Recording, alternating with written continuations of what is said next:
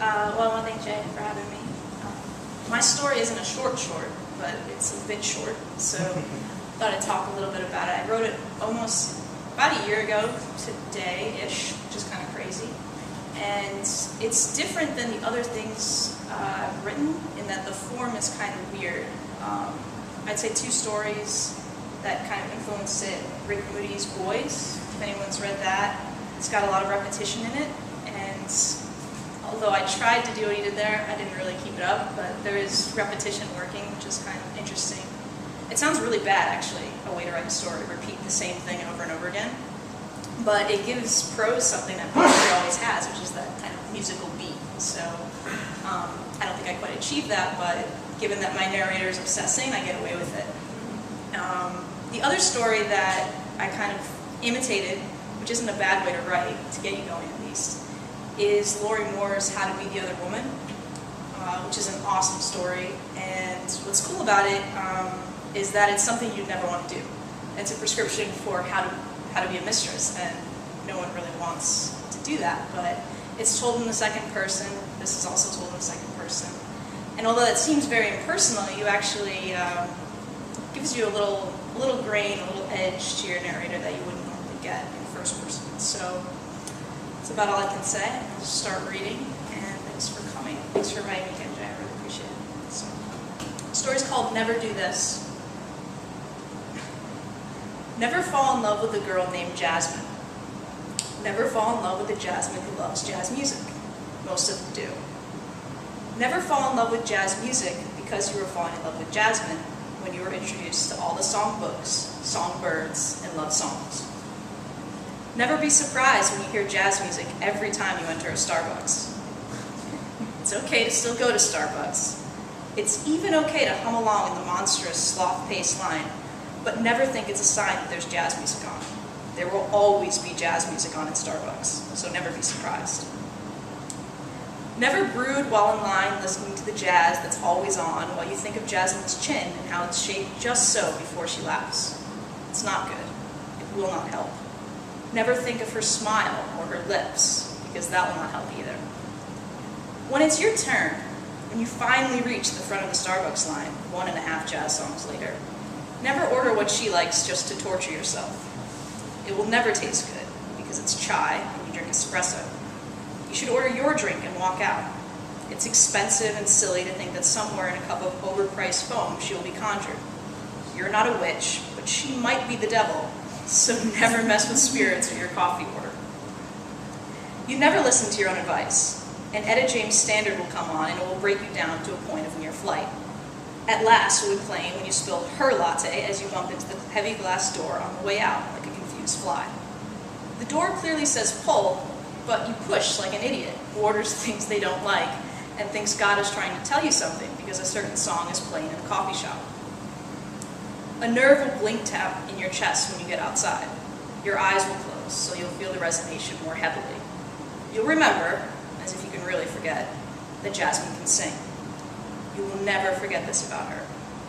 The grain of her voice will etch itself into your ribcage like a gust of wind carrying sand. It will push up and out of your skull and will force you to open your eyes. You'll start to walk in any direction, just so you won't collapse. Never fall in love with someone who has a singing voice so arrestingly clear and beautiful that it can make anyone who hears it grateful they can breathe. You don't need another French press, but if you can buy an incentive to never step foot inside another Starbucks again, you will.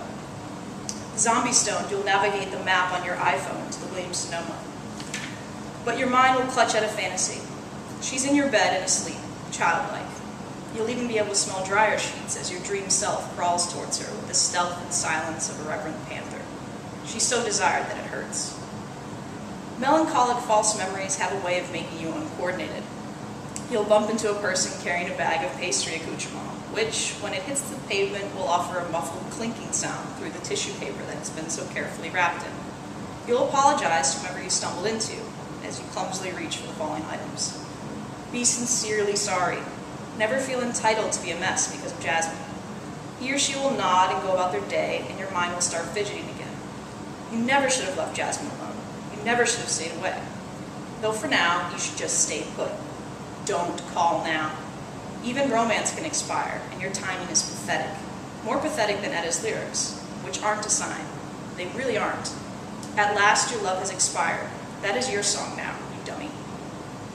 You never accepted it. You really should never call her when you feel this way. Please put the filthy receiver of the payphone, which has never been cleaned, down. This is the payphone that's outside the culinary shop, and it's the payphone that has become a totem and a trigger for yet another attempt to try to get her back. The content of the green metal trash can next to the blue phone booth is a more accurate symbol of your relationship with Jasmine. The half-full cup of Starbucks was thrown away, and regardless of whether or not it was half empty or half full, it doesn't matter. It's trash because of where you put it. Trash is trash because of where it's been put, and you can't replace anything that's been thrown away. It also doesn't matter how the trash got into the can or whose fault it is that it's there. Once it's been thrown away, it's over. If you don't get that now, you never will. Is this a lesson you're meant to learn? Certainly not. The song meant something. What are the odds, you'll say to yourself, as you commit to this thing that you know you should never do? When the silver coil of the cord touches your wrist as you pick up the receiver and inhale the germs and the sighs of previous idiots, you'll shiver. The phone's crust and dust will freak you out and make you feel more crazed.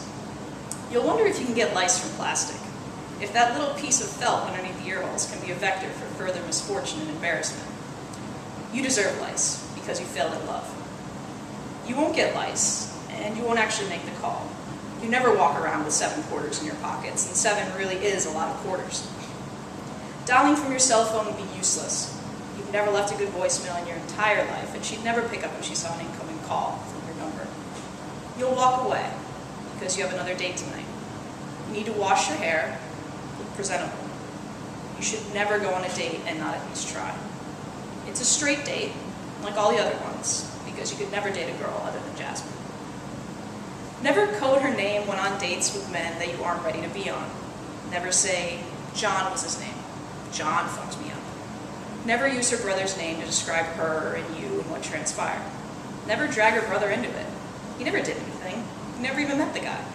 Plus, it's not the same to say John, because the man you're on a date with won't understand how fucked up you are unless you tell him what her name is. He won't be able to understand that you feel cursed by the name Jasmine. Never go on dates with these men to Indian restaurants. You love palak paneer, you love naan, but you know that her name is on the menu, usually in italics, to describe the rice or the tea, or both. So never go on a date in an Indian restaurant. Say that you have a weak stomach. They won't know you're referring to the font and not the spices. If you go to a coffee shop other than Starbucks to avoid the jazz music, when on a date with a man that you aren't ready to meet, and you notice that they have jasmine tea, never order it. Jasmine tea sucks, and you should never have to pay for it.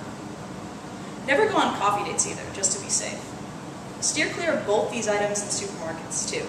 The international section, usually aisle 7, is where both of these items are found.